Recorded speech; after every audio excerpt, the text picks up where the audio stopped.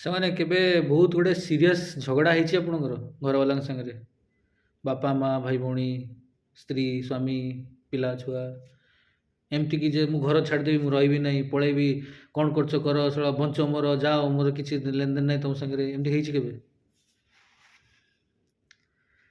ଯେବେ ବି ହେଉଛି ଆପଣ ଟିକେ ଭାବିବେ, ମୁଁ ଯେଉଁଟା ପଢ଼ିବି ସେଇଟା ଭାବିବେ, ଭାବିଲେ ଟିକେ ବେଟର୍ ଲାଗିବ। ଗୋଟେ ଫ୍ୟାମିଲି ଥାଏ, ଦେବୁ, ବିଲୁ ଆଉ ତାଙ୍କ ପୁଅ। ସେ ଗାଁରେ କଲେରା ହେଇଯାଇଥାଏ, ପାଣି ଶୁଖି ଆସୁଛି ଚାରିଆଡ଼େ, ଆଉ ଯେମିତି ସେମିତି ହଉ କଲେରା ହେଇଛି, କଲେରା ରୋଗ ହେଇଛି। ଗୋଟେ ଡେଡ୍ ବଡ଼ି ସାଙ୍ଗରେ, ଫାର୍ଷ୍ଟ ଡେଡ୍ ବଡ଼ି ସାଙ୍ଗରେ ଦେବୁ ପଳେଇଲା ଶ୍ମଶାନ ଘାଟକୁ। ଘରେ ସ୍ତ୍ରୀ ଚିଡ଼ିଲା, ଦିନ ସାରା ଦେଖିନଥିଲା ତ ତାକୁ ଧରି ପକେଇଲା।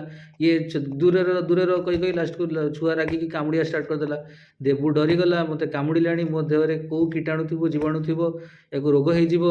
ହଁ, ସ୍ତ୍ରୀକୁ ଡାକିଲା, ବିଲୁ ଜଲ୍ଦି ଆଣ, ଜଲ୍ଦି ଗରମ ପାଣି ଆଣ, ଜଲ୍ଦି ତାକୁ ଧୁଆଧୁଇ କର, ଗାଧାଅ, ଇଏ କର। ତ ଏନି ହାଉ ତାପରେ ଦେଖିଲା ଯେ ତା ପୁଅ ଶୋଇଛି, ଶୋଇବା ମାନେ ତାକୁ ଦେହ ଠିକ୍ ଅଛି ଆଉ ସେ ଶୋଇଛି। ସବସିକ୍ୱେଣ୍ଟଲି ତାଙ୍କୁ ରୋଗ ହେଲା।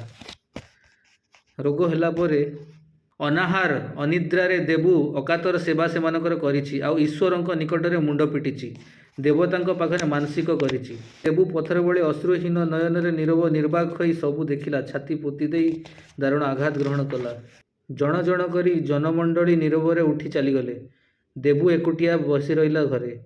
ଏଥର ତାର ଇଚ୍ଛା ହେଲା ସେ ଥରେ ଛାତି ଫଟେଇ କାନ୍ଦିବ। ଚେଷ୍ଟା ବି କଲା, କିନ୍ତୁ ତାକୁ କାନ୍ଦ ଲାଗିଲା ନାହିଁ। ତାପରେ ଶୋଇବାକୁ ଚେଷ୍ଟା କଲା ସେ। ଚାରିପଟେ ଶତ ସହସ୍ର ସ୍ମୃତି।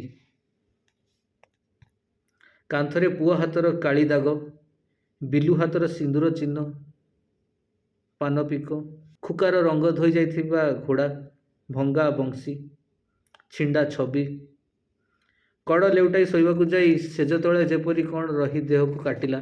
ତାର ହାତରେ ସେଇଟା ବାହାର କରି ଆଣିଲା ପୁଅର ବାଲା, ସେଇ ଦୁଇପଟ ବାଲା, ବିଲୁର ନାକ ଛବି, କାନର ଫୁଲ, ହାତର ଲୁହା ଚୁଡ଼ି।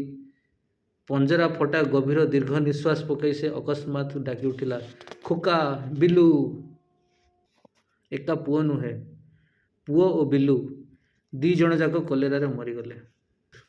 ଏ ଦିନ କେହି କେବେ ବି ଦେଖିପାରନ୍ତି।